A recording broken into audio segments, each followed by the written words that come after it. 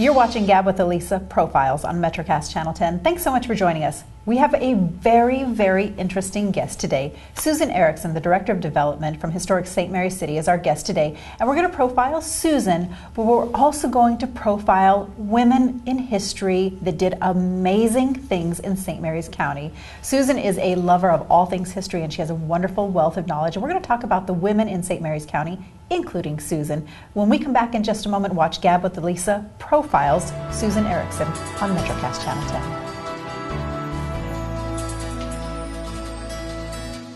Being your best is all about how you feel inside and out. If you feel good, you look good. Hi, I'm Dawn Campbell. Join me on MetroCast Channel 10 for Be Your Best.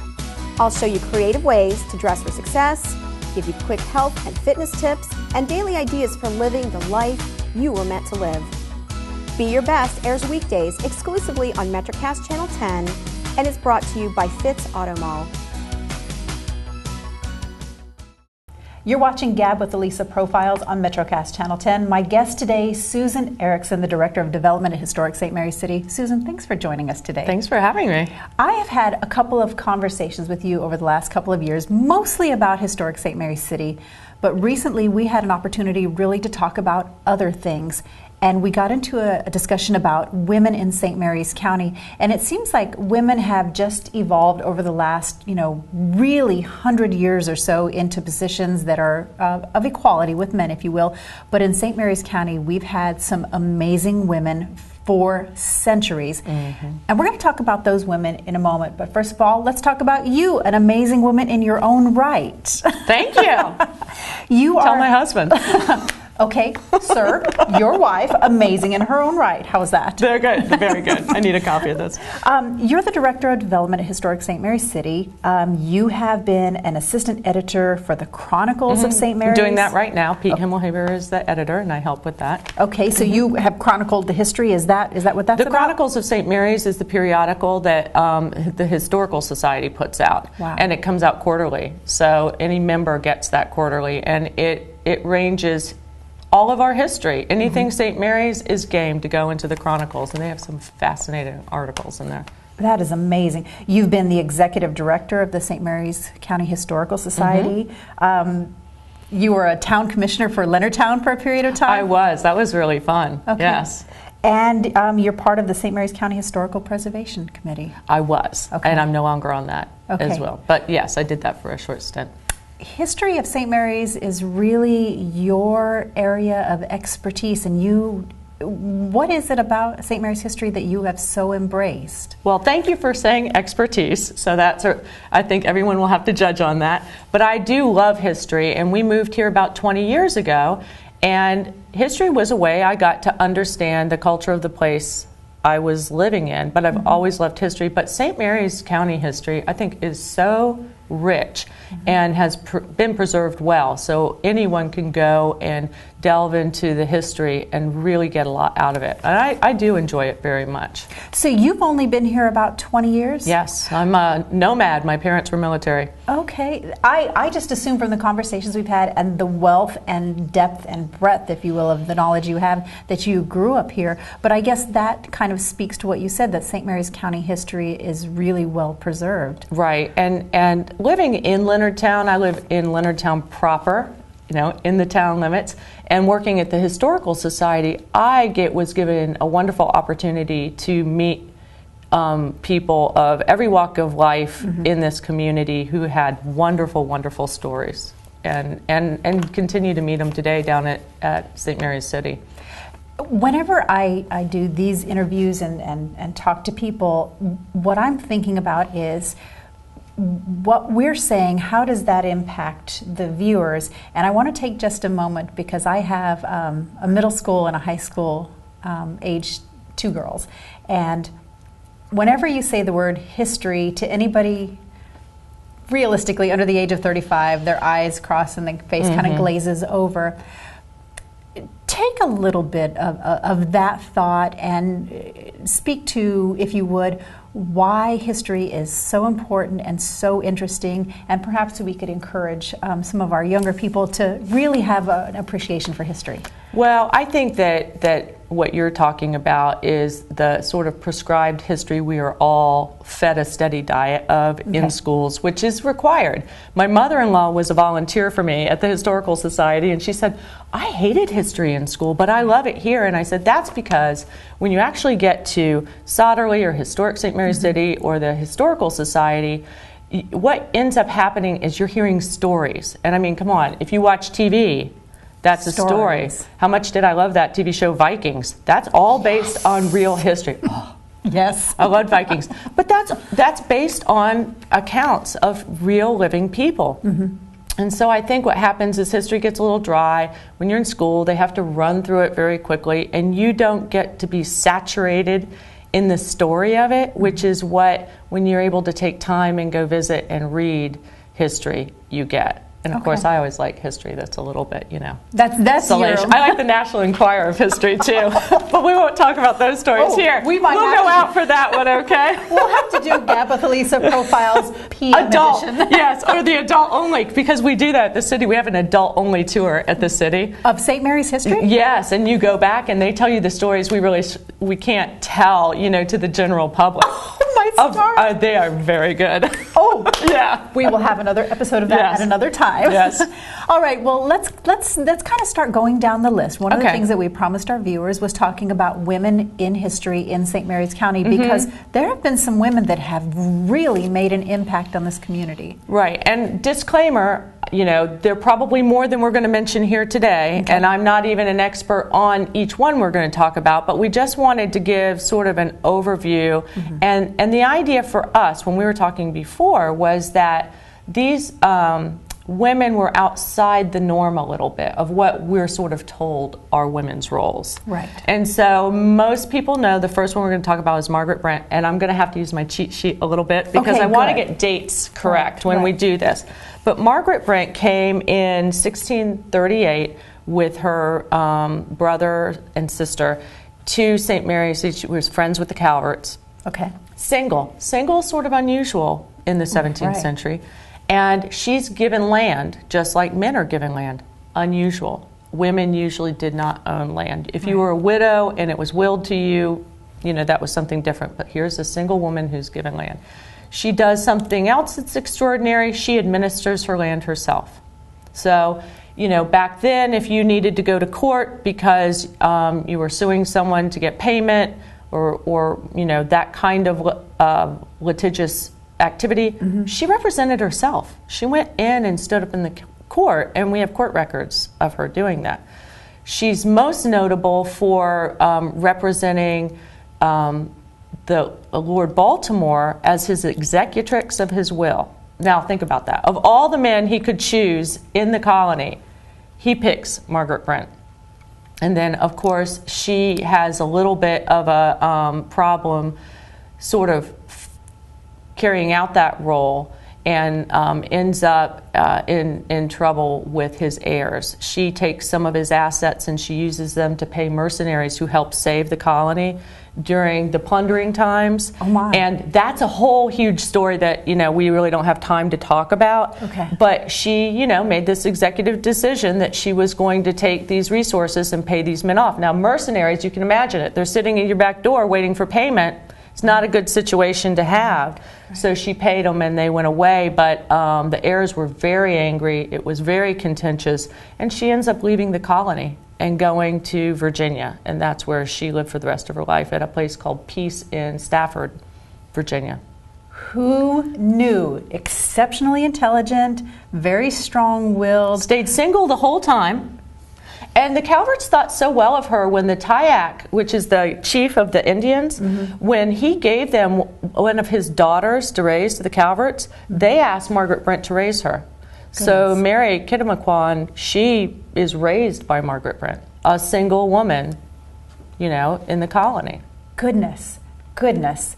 We could go on and on about her. We have several women that we want to talk about as we delve into the women of history in St. Mary's County. Margaret Brent, the first one that we've spoken of. We've got some more. Didn't even talk about her big thing she did. So we'll do that when we Okay, when we come back, she did something bigger than what we've discussed. Oh yeah, she's known for something even more outrageous than what we just discussed. Oh my gosh. Okay, well, we're going to talk more about Margaret Brent with Susan Erichsen as we continue on GAB with ALisa Profiles. We'll be back in just a moment. You're watching MetroCast Channel 10.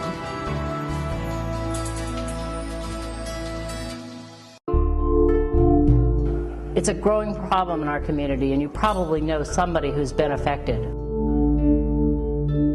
It's the scourge of pills and heroin. Between 2012 and 2013, heroin investigations by the Sheriff's Department has increased by 58%. And pills, such as Percocet, Oxycodone, Oxycontin, Vicodin, and Hydrocodone are often abused, winding up in the hands of our youth. Now's the time to address the problem. Parents, talk openly to your kids about the dangers of abusing and misusing heroin and pills. Though they may think otherwise, we know that they are not invincible. Parents, you are the anti-drug.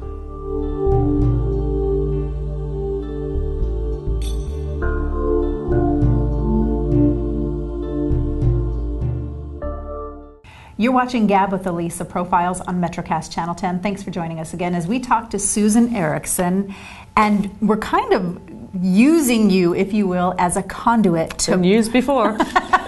Well, this is a I dare say I shall survive. This is a great thing because we're using you as a conduit really to profile women of St. Mary's County because we were talking about Margaret Brent, and we're going to come back to her because she really was an amazing woman, even in today's standards. Absolutely. But let's talk about the culture around her because the things that she did in the 17th century were even bigger and more dramatic because of the times. I always try to remind my girls when I talk to them, you have to look at things in perspective of the situation. Absolutely. So let's talk a little bit about the culture and then we'll come right back to Margaret Brent. What was the world like that she lived in? So you're talking about, for women at least, very prescribed roles, and women of course worked. You know, women of lower income brackets always had some kind of work. Usually it would be something to do with the husband or the family's work. Or in the home, or if it was a farm, they were going to do those kinds of things. Women of Margaret Brent's stature, she was educated, they had some, wealth in her family probably, so that, she was a middling, upper middle class is what you could call her. Her roles would have been more restricted, so she would have been educated, but maybe not very well. And her daily routines would have been very defined, the things that she was allowed to do. But when she comes to America, things are a little different. And this is maybe why she's allowed to step out of some of those roles. Because you've got, everything's a little bit up for grabs. They've got rules and they've got laws, but they also just have to get through this building a colony. And so if you have someone like Margaret Brent who's willing to step up and take her part, they sort of let her do that. If they're trying to get people to establish, plantations, and so if Margaret Brent, hey, you want your land, we'll give her land and let her act as a man. That would have been maybe more difficult, although there are examples of it in England where perhaps a man dies and his widow will take over his business, and we'll see examples of that with our next person we're going to talk about.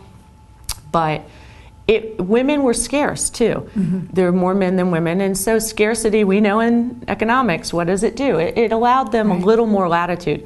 Probably within 100 years, you're not going to see women get that same latitude again.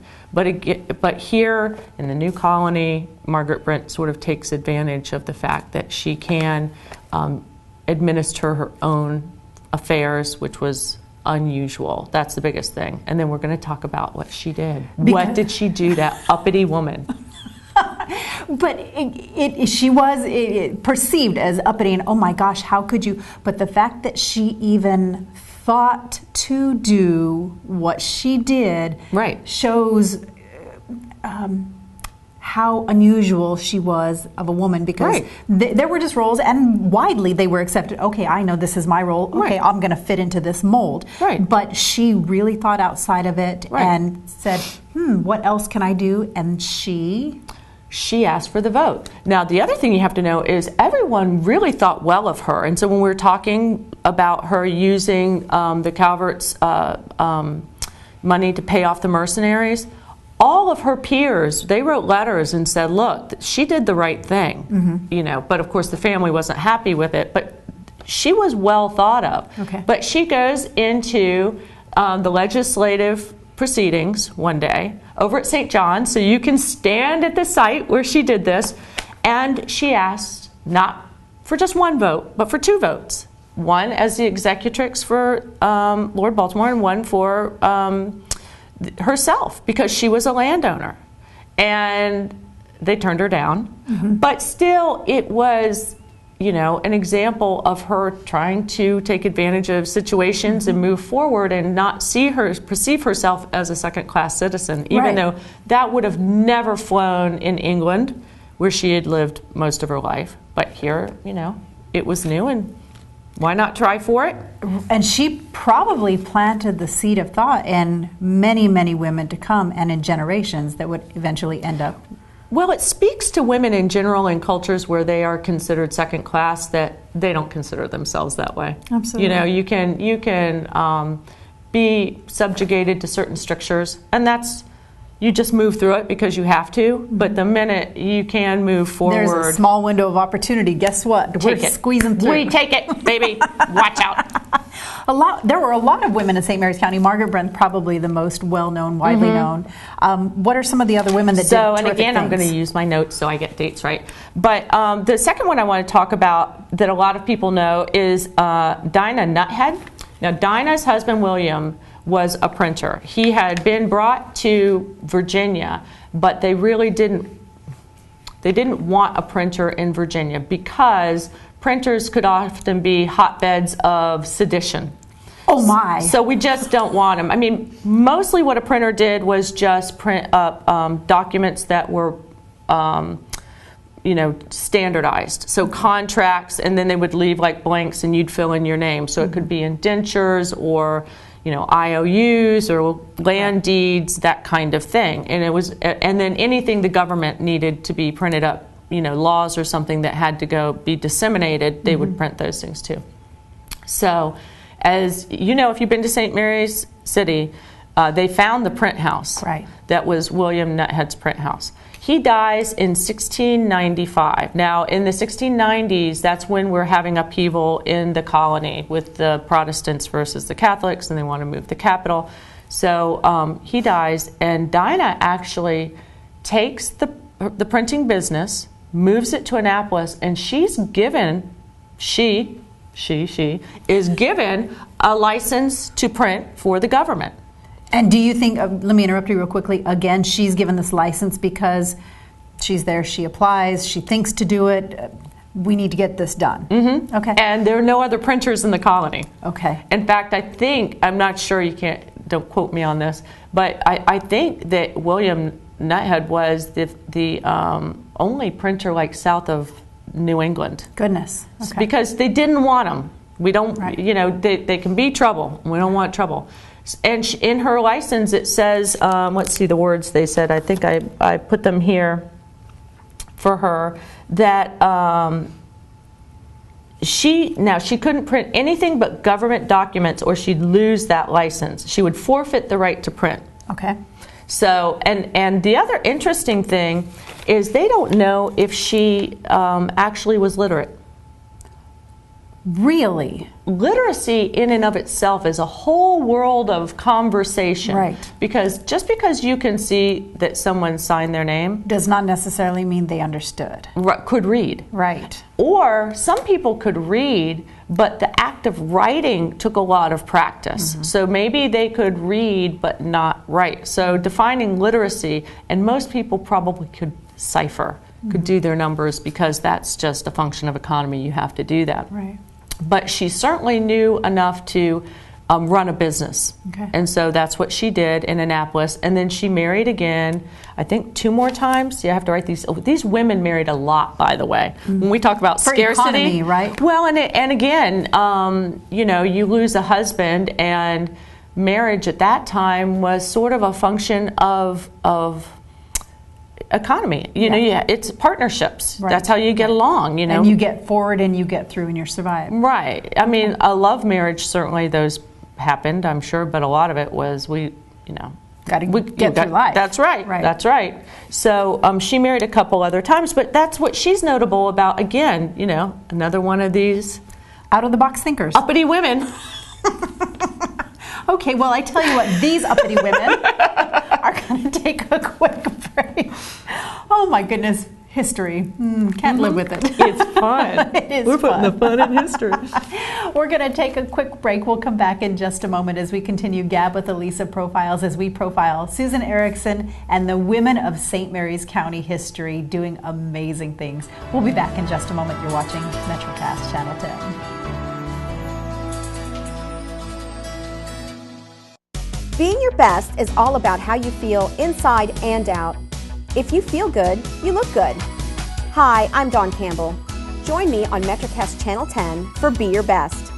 I'll show you creative ways to dress for success, give you quick health and fitness tips, and daily ideas for living the life you were meant to live.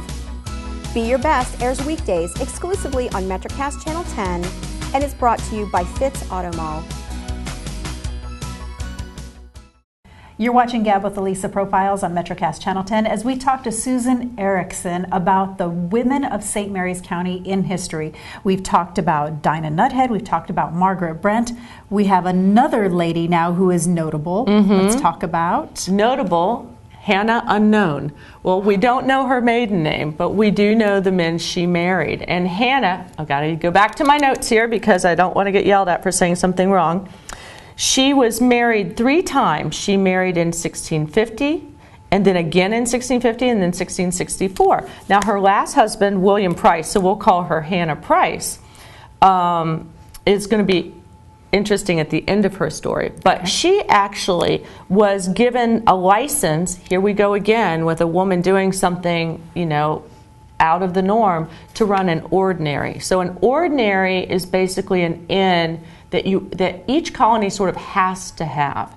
It's the place where you have to keep your prices down, that people can stay overnight. It's sort of a required thing. So you have an inn, which can be as nice as they want it to be, but an ordinary has sort of another function in that it's got to be there. It's necessary for people moving through the colony. And she also got something that's unique. She was given a license to trade with the Indians. Which most people did not get. That was very rare. I bet not even a lot of men got those licenses. No. Okay. And it was because she was running the ordinary and she would need supplies. So she was given that license to trade with the Indians.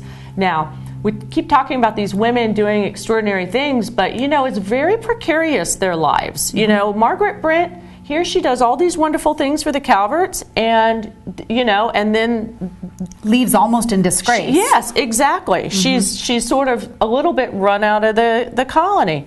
And so then we have Hannah, whose last husband had taken on the job to build the State House. And then he didn't do it. And he absconded with some money. And guess who goes to jail? Hannah. Her husband swiped the money and she went to jail? She's imprisoned. Why? Well, that's how they did it.